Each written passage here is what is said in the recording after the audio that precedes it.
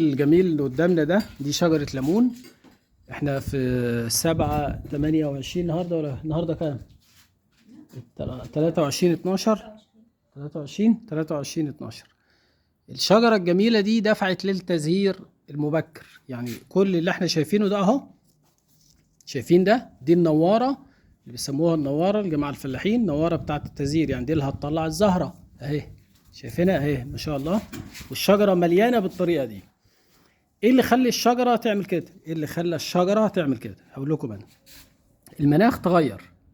المناخ تغير، لا الشتاء اللي احنا فيه زي السنين اللي في السابقه، ولا الصيف اللي شفناه السنه اللي فاتت ولا قبلها ولا قبلها زي السنين السابقه. يعني ايه المناخ تغير؟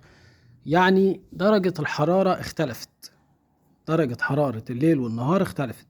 فالنبات بقى له حوالي 3-4 سنين في مصر نباتات بتيجي خلال شهر 12 واحد بيبقى بالنهار الجو حر، زي النهارده اهو بنصور بالنهار الجو حر حر حر، تمام. وبالليل درجة الحرارة بتنزل تحت 10 مئوي.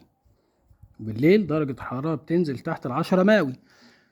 الوضع ده هو وضع الربيع، بداية الربيع اللي هو بداية من 20/2 وانت طالع كده. هتقولي يعني ايه الكلام ده؟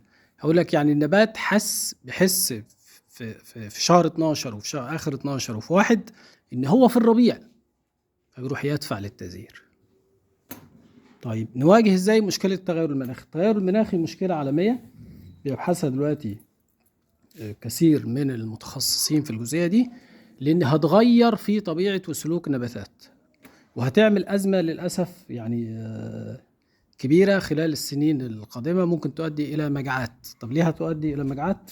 لأن طبيعة النبات اتغيرت، الطرح بتاع النبات اتغير، سلوك النبات وطبيعة التزهير بتاعه والإثمار بتاعه هتتغير. فدي مشكلة طبعا هتواجه العالم كله الفترة اللي جاية.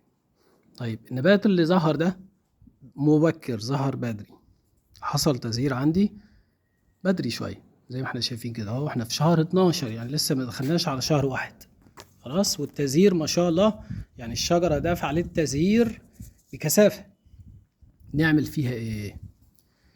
النبات ده لو سابقا في الخريف اللي فات واخد احتياجه في التغذية بصورة صحيحة، حتى الزهر اللي طلع مبكر هيحصل فيه عقد وهيثبت على الشجرة.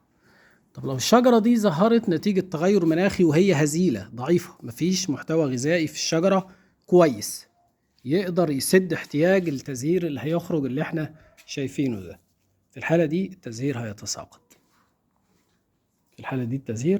طب ايه الحل؟ الحل ان يكون الشجرة خدت احتياجها في التغذية كويس. الحل الاخر ان نعمل لها الخدمة الشتوية زي ما اتعملت دلوقتي. جميل، الخدمة الشتوية. طب ايه دور الخدمة الشتوية مع النباتات في الفترة دي؟ ان بتدفي الشعيرات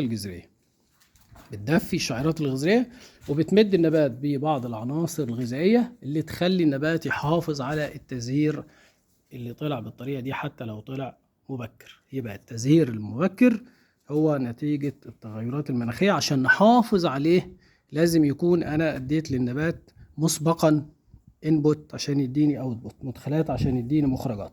المدخلات هي التغذية الجيدة، الخدمة الشتوية. المخرجات ان هو هيحافظ على التزهير حتى لو جه في غير موعده الصحيح. التغذية هي حائط الصد الأول لمواجهة التغيرات المناخية اللي حصلت في الكون خلال السنوات السابقة، واللي لسه هتتطور وليها للأسف يعني أثر سلبي على النباتات خلال الفترات القادمة.